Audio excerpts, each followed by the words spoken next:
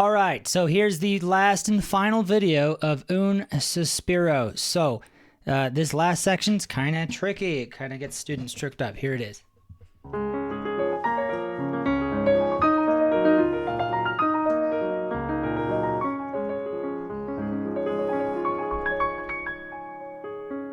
That thing. Okay, so it's like a three-hand effect, right? I mean, this thing at the beginning was kind of a three-hand effect too, right?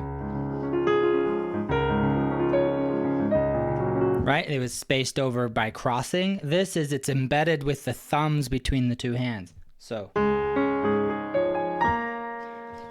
the first thing I want you to do is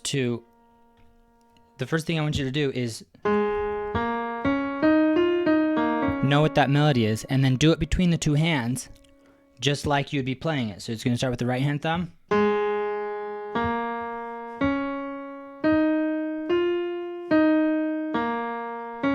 Just getting used to that, right? And then you can start adding more things in, because you don't want to lose that to the audience. It should sound simple to the audience. I mean, yes, there's lots of stuff going on, but the audience should be able to sing back, right, what you're playing.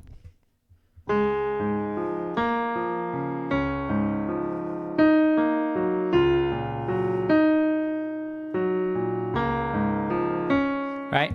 Maybe just add the left hand. And I had to kind of think about it, right? But I wasn't even looking at the music, but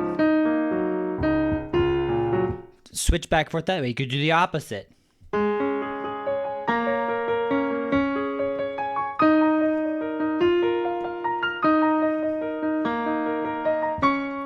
Right? Go through those. Okay, and I kind of glossed over the fact that the fingering here is hard. So let's go through that. But first I want you to have an aural image of what should the melody be. Like, don't lose track of that, and all the other stuff is kind of fluff. So I go 1, 2, 4. You're gonna need to do these very spread out spacings, because you're gonna need that extra finger to get at the top or at the bottom. So right here, right? 4, so you can go to 5 there. A usual fingering for this kind of thing would just be 1, 2, 5, right? But you can't do that, because you got to get that extra finger there. Okay? You got these little extra notes there. Yeah, that one's hard. Really spread out. So on these, especially when you're starting to get more advanced repertoire, the temptation is to lock your hand in a position. Like, you can't do that when you're spread out so far across the keyboard. So it's one note gets like a position or a structure of the hand. 5th finger, 4th finger. Here, I could lock and hit both of those, but that doesn't feel really good, right? Because then you're resorting to kind of like whacking the finger down this way. It's better to get like a rotation and a placement of the hand on each note. I'll do it slowly. That's what it kind of feels like, is every note is its own position across the keyboard. And you can make this harder. I like to vary it. When I demonstrate to students, it's not about hand size.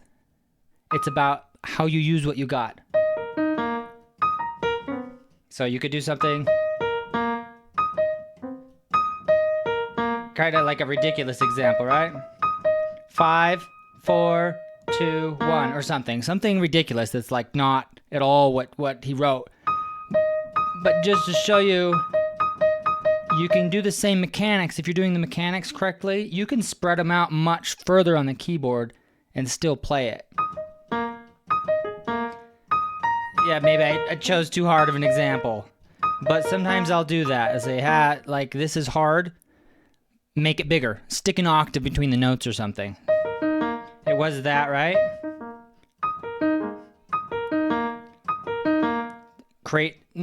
Go up the octave. See if you can do that. That now forces me to reevaluate my hand position instead of just doing it like that. So that's the temptation with all of these. So go slow. work out a fingering, and each note has its own position. And then work on getting it more fluid.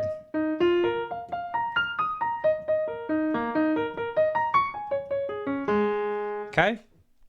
So, left hand.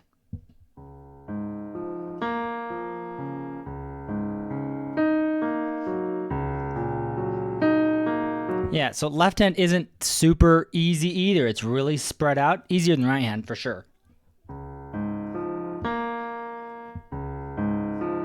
So you wrote staccatos over pedal.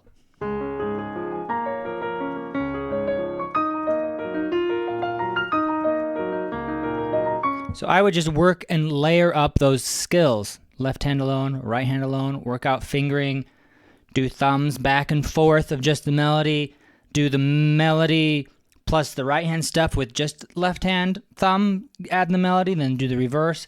Keep adding those things in. Okay, let's keep going. He does it twice. Okay, here.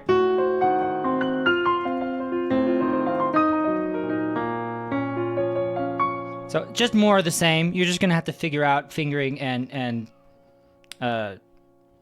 fingering, spacing, that kind of stuff. Until here.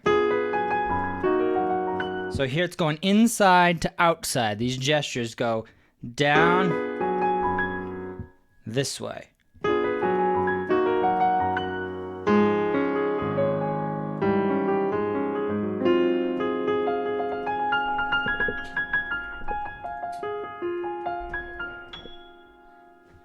So I would finger it that way. 3, 2, 5. 1, 3, 2, 5. 1, 3, 2, 5.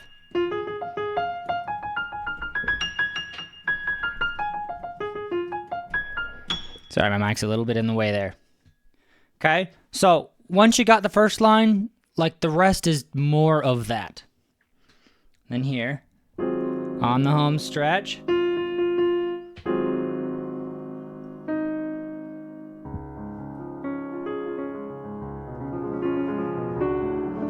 Yeah, we've heard this before, yeah? So this is more of the same. So, but coming out of this chord here, let's talk about this. The melody is ya-da-dee.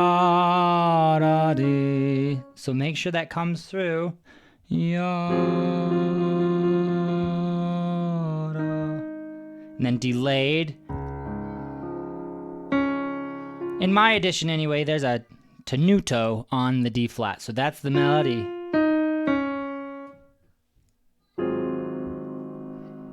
Yeah, not da. That's not the melody, it's da. Da, da. Okay, more the same. We'll keep going. We're gonna go up the octave. Yeah, we've already talked about this. More the same. Chromatic mediant relationships, right? We're on D flat. Go to the dominant, resolve deceptively, because usually that would go there to G flat major,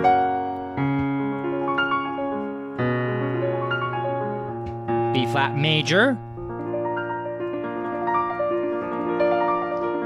same thing. This would usually go to E flat, but we're gonna go chromatic mediant again. We're gonna go here instead.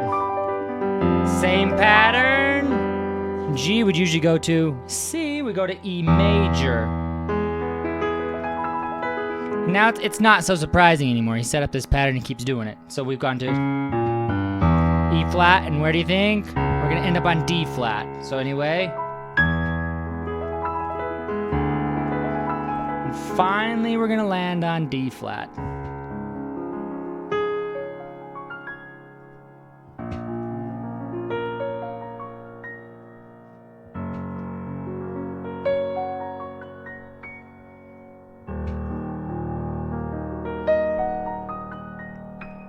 So you noticed I highlighted that melody, that pentatonic melody from the beginning.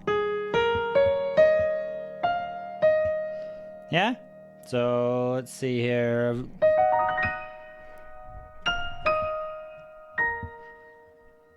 And then we're going to finish like a church hymn. I think of like organ.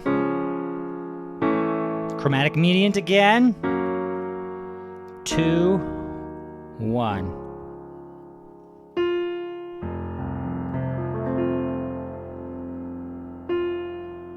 Chromatic median again, right? F to D flat. He's sticking with this here. Yeah, so lots of cool stuff that Liszt put in there right at the end. Just really subtle things. Kind of church-like. Oh, little surprise. Oh, coming back. 2. Instead of 5-1, he goes 2-1. And then one last chromatic mediant, so D flat, right? Up to the major 3, F major, D flat. So very lovely ending. Anyway, hope you've had it. If you stuck it through all the way to the end of this piece, congratulations. I think this is 4 videos in to complete this tutorial. Anyway, have fun practicing.